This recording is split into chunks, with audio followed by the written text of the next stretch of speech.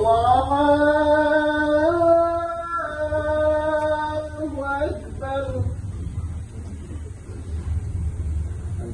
لله رب العالمين الرحمن الرحيم مالك يوم الدين إياك نعبد وإياك نستعين اهدنا الصراط المستقيم صراط الذين أنعمت عليهم غير المغضوب عليهم ولا الضالين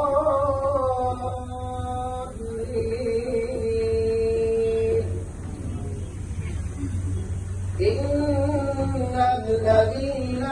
آمنوا وعملوا الصالحات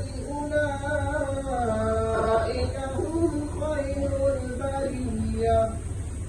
جزاؤهم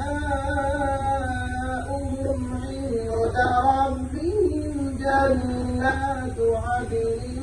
تجري من تحتها الأنهار محمدا عبده ورسوله أرسله بالهدى ودين الحق ليظهره على الدين كله وكفى بالله شهيدا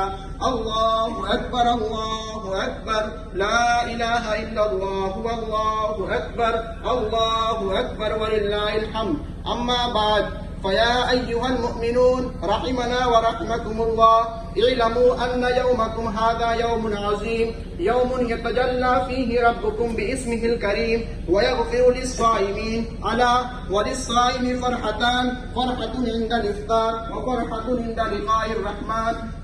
अस्सलामु अलैकुम वरहमतुल्लाहि वबरकातुहू।